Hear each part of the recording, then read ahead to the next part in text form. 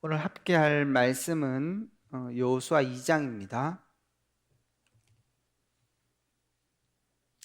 여호수아 2장 1절에서 16절 말씀입니다.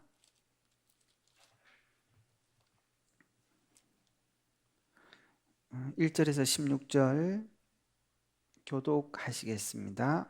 눈의 아들 여호수아가 시딤에서 두 사람을 정탐꾼으로 보내며 이르되 가서 그 땅과 여리고를 엿보라 하매 그들이 가서 라합이라 하는 기생의 집에 들어가 거기서 유숙하더니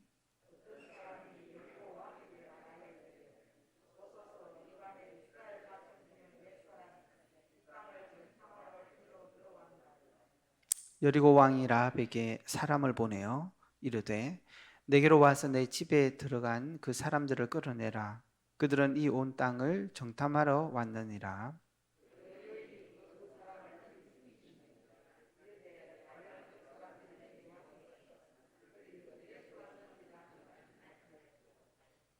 그 사람들이 어두운 성문을 닫을 때쯤 되어 나갔으니 어디로 갔는지 내가 알지 못하나 급히 따라가라. 그리하면 그들을 따라 잡으리라 하였으나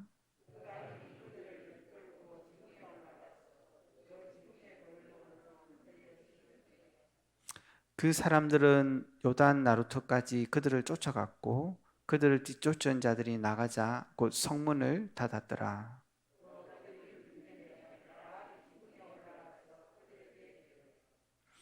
말하되 여호와께서 이 땅을 너희에게 주신 줄을 내가 아노라. 너희가 너희를 심히 두려워하고 이 땅 주민들이 다 너희 앞에서 간담이 농나니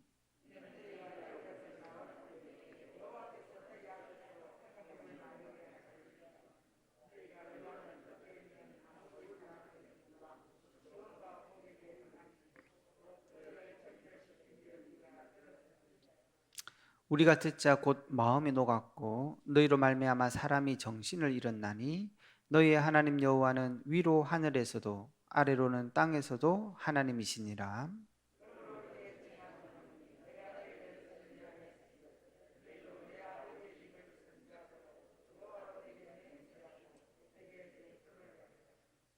그리고 나의 부모와 나의 남녀 형제와 그들에게 속한 모든 사람을 살려주어 우리 목숨을 죽음에서 건져내라.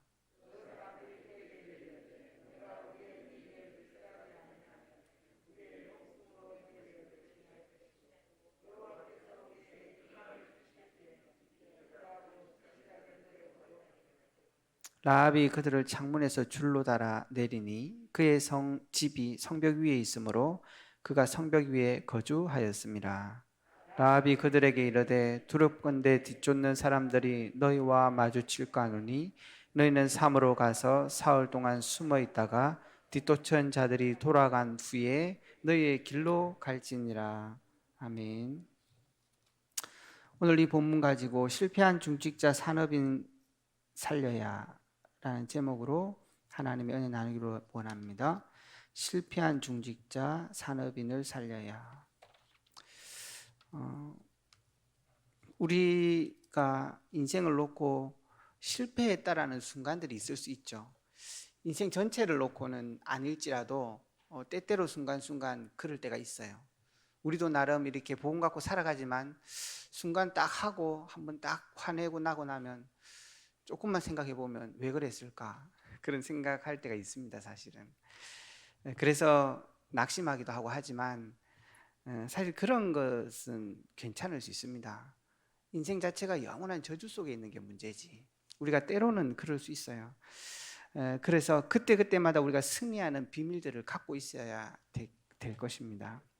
그래서 세상에 많은 사람들이 보면 공부를 해도 모르는 사람이 있고 가르쳐줘도 모르는 사람이 있는데 어떤 사람은 참 한마디 했는데 알아듣는 사람도 있고 그게 참 지혜인 것 같아요.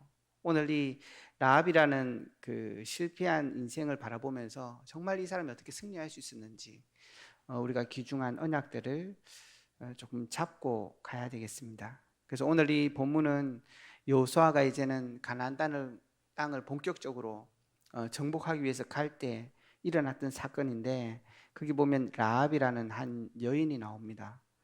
이 사람은 어떤 면에서 상황 자체가 실패했다고 볼 수 있죠. 기생으로 그 지역에 숙박업을 하는 사람, 또 어떤 면에서는 창녀라고도 하지만 그렇게 실패한 사람이었었어요. 근데 거기다가 여기 이 도시가 이제는 망하게 되는 위기 속에 사실 들어갔던 거죠. 그래서 이스라엘 민족이 들어가고 앞으로 망할 수밖에 이 도시에 이 사람이 거주한 상황이었었어요. 근데 오늘 본문을 보고 나면 이 여인은 그것이 오히려 기회가 되어져서 굉장한 축복을 누리게 되는 걸 볼 수 있습니다.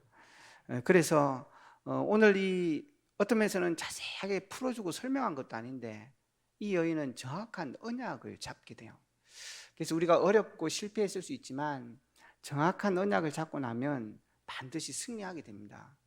아마 이 여인은 와서 이 사람들과 대화를 나누기 이전에 이미 그런 많은 생각들을 가지고 묵상을 했던 것 같아요. 이번 주에도 우리가 하나님의 말씀을 묵상해야 정확하게 하나님의 것들로 편집이 되는데 이 사람도 아마 이런 업에 종사하다 보니까 소문도 많이 들었을 거고 그걸 많이 묵상했을 것 같아요. 그래서 그걸 어떤 회상하고 이렇게 끝난 게 아니라 그 속에서 자기의 것을 중요하게 찾은 거죠. 그러니까 이 위기의 상황에 생을 거는 어떤 순간들에 중요한 순간에 생을 걸 수 있는 일을 하게 된 거죠. 우리가 엘리사가 엘리야에 부르는 장면을 봐도 엘리사가 부르러 왔을 때 엘리야가 부르러 왔을 때 엘리사는 단번에 그걸 허락할 뿐 아니라 자기의 계획들을 이미 다 갖고 있는 걸 알 수 있습니다. 그 말은 엘리사가 이미 그 시대에 때를 보고 있었다는 거고 그것들이 많은 것들이 해석되어졌다는 거고 봤다는 거예요. 그러니까 정확한 선택을 한 거고. 그래서 어떤 면에서 느헤미야가 포로에서 다시 돌아올 때도 왕한테 내가 우리나라를 가야 되겠다 그랬을 때 왕이 그럼 다녀와라 그랬을 때 이미 그 사람은 뭐가 필요하며 어디 갔는지를 다 알고 있었어요. 계획을 하고 있었어요. 그러니까 왕이 물었을 때 필요한 것들을 다 얘기하는 것을 볼 수 있습니다. 그러니까 어떤 면에서는 이 사람은 많은 생각들을 계속 했다는 거죠. 그래서 우리도 하나님의 말씀을 이렇게 그냥 들으면 안 되고 이번 주에도 들은 이 말씀을 가지고 많은 묵상들을 하셔야 돼요. 그리고 우리의 현장을 놓고도 이 말씀으로 많은 생각들을 하게 될 때 정확한 언약을 잡을 수 있게 됩니다. 그래서 이 오늘 여인도 단순히 위기를 당했다 이게 아니라 그때 정확한 이것들을 묵상하고 보고 나니까 잡게 된 거죠. 정확하게 잡았던 게 뭐죠? 오늘 우리 본문에도 나오지만 이 민족은 대단하다는 생각도 했지만 이 민족과 함께 했던 하나님이 그야말로 위에서는 하늘에서도 땅에서는 아래로서도 참된 하나님이다. 이걸 이제 이 사람이 알게 된 거예요. 그러니까 정확한 언약을 잡고 이 사람이 승리하게 된 것을 볼 수 있습니다. 그래서 오늘 우리도 실패나 어려움 속에 있겠지만 낙심하지 말고 하나님이 우리에게 언약으로 주신 것들을 잘 묵상해야 됩니다. 그래야만이 우리가 정확한 언약을 잡고 실패 속에서도 승리하고 위기 속에서도 기적을 체험할 수 있는 거죠. 그래서 오늘 이 여인과 같이 정확한 언약을 우리가 붙잡아야 되겠습니다. 그러면 이 정확한 언약 세 가지가 도대체 뭐냐? 첫 번째입니다. 이 라합이라는 여인은 절대 불가능을 본 사람이었습니다. 이스라엘 백성들이 여기를 빠져나오기 전에 종살이 했던 곳이 애굽, 소위 말하면 그 시대의 가장 강대국.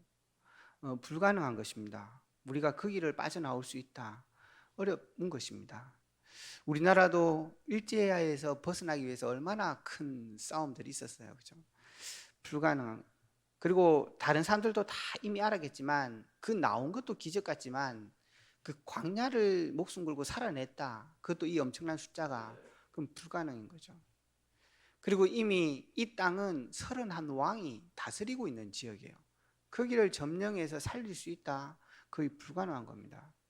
그러니까 이 여인은 그걸 알고 있었는 거예요. 우리 인생에 있어서도 정말로 우리 인생의 불가능을 볼 수 있어야 되는 것입니다. 우리가 돈을 못 벌고 우리가 어떤 면에서 계획이 없고 이런 차원이 아니잖아요. 하나님과 함께 해야 되는 우리 인생이 하나님을 떠나 있다. 그건 불가능한 것입니다. 이 땅에 우리가 승리하면 살 수 있다.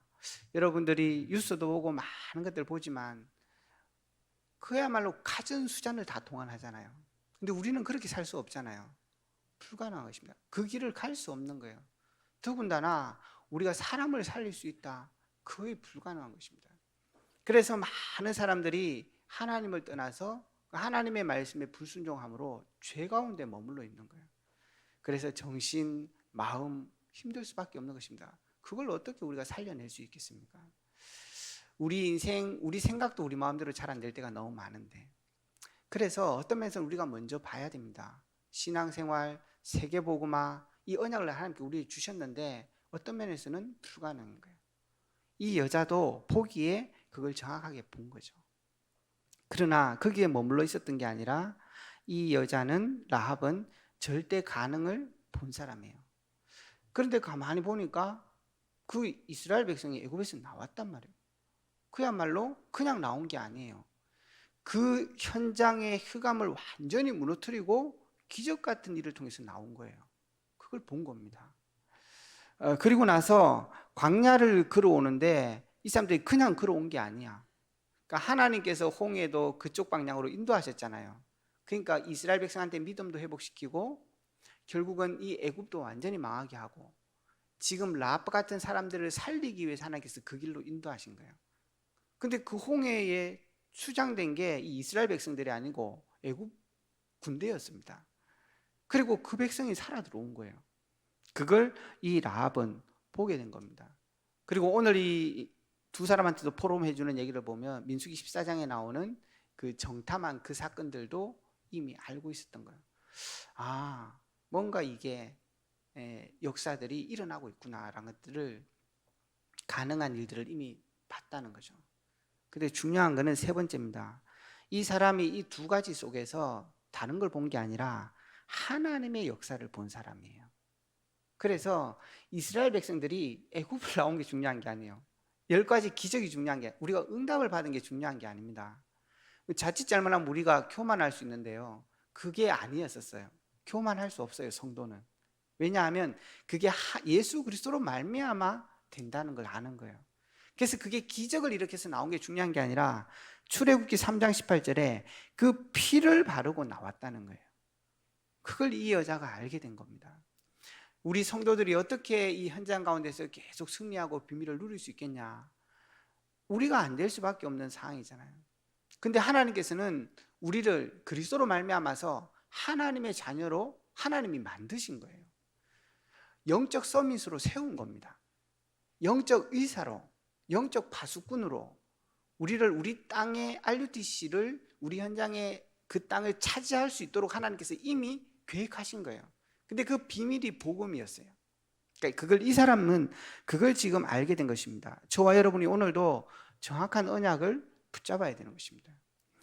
홍해를 건너왔는데 그때 모세도 한 얘기지만 이 여인도 알고 있는 것이, 너희는 가만히 서서 여호와께서 행하시는 것을 봐라. 그러니까 하나님이 역사한 걸 본 거예요. 이 유월절 어린 양, 그 피로 이 역사들이 이루어진 것도 알았는데 그걸 하나님께서 하시는 것을 알았는 것입니다. 하나님이 그들과 함께 하신 걸 보게 된 거예요. 그러니까 어떤 면에서는 문제가 중요하지 않았어요. 이걸 보고 정확하게 승리한 거죠. 요단을 건널 때도 마찬가지입니다. 이 이스라엘 백성들 속에 역사하시는 하나님의 언약. 그래서 이스라엘 백성이 뭘 계속 따라갔습니까? 언약궤를. 그러니까 이 여자는 하나님이 누구며 어떻게 이 일을 해가는지 아는 거예요. 복음으로 하고 있는 거예요. 그리고 이 백성이 갖고 있는 하나님의 언약, 그걸 따라갈 때 반드시 승리한 것입니다. 그러니까 그거를 본 겁니다. 저와 여러분들이 이번 주간에도 강단을 분명히 붙잡고 묵상하셔야 됩니다. 그게 우리의 언약궤예요. 그 언약궤 통해서 우리는 오늘을 볼 수 있는 거고, 오늘 그 현장에서 내가 누군지, 그 다음에 거기서 하나님께서 뭘 하실지, 어떻게 하실지를 정확하게 보는 것입니다. 이 여자는 그야말로 이 현장 속에서 하나님의 역사들을 정확하게 본 겁니다. 저와 여러분도 마찬가지죠. 그래서 결론 맺겠습니다. 이 여자가 누린 축복이 뭐죠? 구원인 거예요. 구원. 이 사람이 정확하게 알았다는 이유가 뭐냐 하면 그 사람한테 다른 걸 요구한 게 아니었어요. 너희가 이 땅을 들어올 때 우리 가문을 선대해 달라고 얘기한 겁니다. 그랬더니 오케이 한 거예요. 그리고 실제로 그 일로 말미암아서 이 가족은 전부 다 구원을 얻습니다. 우리의 신분이 그런 거예요. 우리가 하나님을 떠나 죄 가운데 있던 우리들을 하나님께서 건져내신 거예요. 그것도 그리스도의 은혜로 말미암아서. 그런데 그 은혜를 받고 구원을 받았는데 그냥 이제 이 땅에서 그럼 살면 되는 게 아니에요. 하나님의 사람으로 우리를 부르셔서 모든 것을 해방시켰을 뿐만 아니라 이 땅을 능히 살릴 수 있는 자로 우리를 축복하신 거예요. 그만큼. 그것도 그냥 살아라, 정복해라가 아니라 그걸 살 수 있는 하늘과 땅의 모든 권세를 주신 것입니다. 놀라운 거죠. 저와 여러분이 오늘도 그것으로 우리가 마음과 생각을 세팅해야 되겠습니다. 그래서 이 사람이 구원만 받은 게 아니라 뭐죠? 그 가문의 언약의 족보에 들어간 거예요. 이 라합 자체가. 세계복음화의 축복들을 완전히 이루는 속에 들어간 것입니다. 그래서 정말로 이 일들을 보면서 저와 여러분도 많은 어려움, 힘든 거 있을 수 있겠지만 그렇지 않습니다.